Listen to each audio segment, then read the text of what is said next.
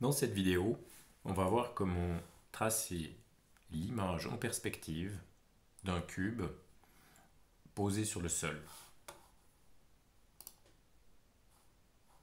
Le cube peut être représenté vue d'avion, posé sur le sol, avec comme axe des X ceci et axe des Y cela. Et puis notre axonométrie est une axonométrie 15-45, comme d'habitude. Pour remonter un point qui est posé sur le sol par la rotation habituelle, j'utilise la technique suivante. Je trace une perpendiculaire à ce point par ce point à l'axe des X, qui me donne la coordonnée X de ce point. Ensuite, je vais remonter le point en question sur l'axe des X perspectif, entre guillemets, et donc je trace la parallèle à ce point sur l'axe des X vue d'avion, qui me donne ici l'intersection comme ceci. Maintenant, je sais que ce point va tourner dans un plan dont la trace est aussi une verticale ici, sur l'axonométrie. Donc, je peux tracer la parallèle à ce point par cette droite.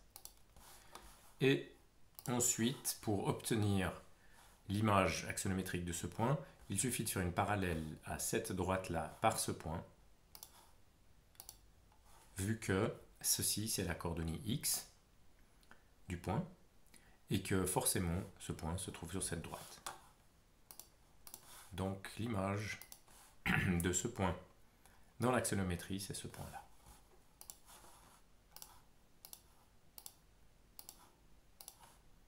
Je cache les objets qui me dérangent, ou qui vont me déranger, et je continue avec l'autre point, que je positionne de manière à ce que ce soit facile de faire le tracé. Donc il me faut une parallèle ici, et une perpendiculaire, comme ceci. Donc ça c'est la coordonnée X de ce point, qui est un des sommets de mon carré, et l'intersection me donne le point à remonter parallèlement.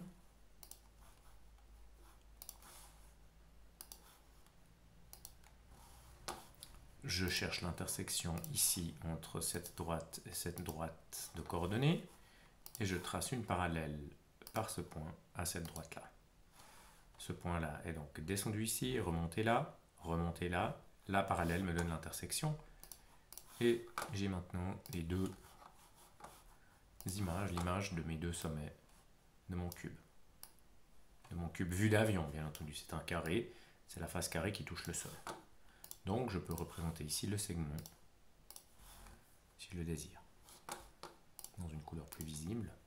Comme ça je verrai mon cube apparaître. On cache les objets qui vont nous déranger si on les laisse. Et puis on ne garde que les images de notre axonométrie. Alors il me faut maintenant l'image des autres points que je peux travailler, avec lesquels je peux travailler.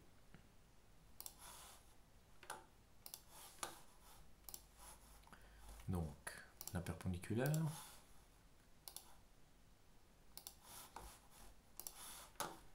bien entendu, il est préférable que les points soient un petit peu dégagés des axes. La parallèle et le parallèle, donc l'intersection ici, et le parallèle.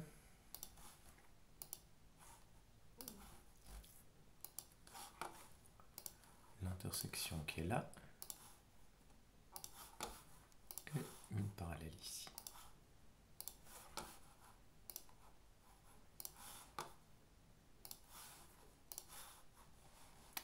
Je cache les objets, ça commence à devenir un petit peu technique ici.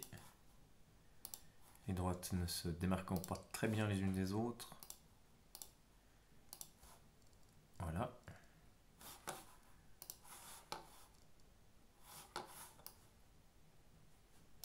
Ok, j'ai donc un troisième sommet de mon cube. Maintenant, si je le désire, je peux travailler avec la perspective. Je sais que le parallélisme est préservé, mon axonométrie orthogonale, et donc je peux tracer ici une parallèle à ce segment par le point, à ce segment par le point.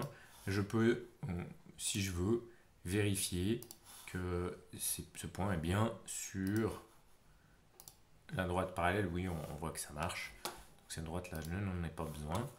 Je trace l'intersection ici et j'obtiens la base carrée de mon cube, mon futur cube posé sur le sol. Je peux vérifier que mon axonométrique est correct. Je vois que si je place un des sommets sur l'origine, il va sur l'origine. Je vois que mon carré correspond bien à ce que j'ai sur le sol en termes de position relative par rapport aux axes.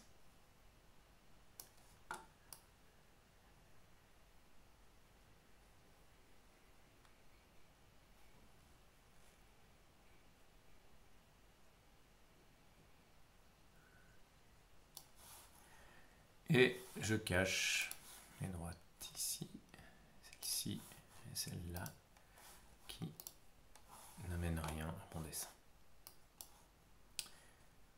La prochaine étape, qui fera l'objet d'une autre vidéo, est de tracer le cube en dessus de sa base.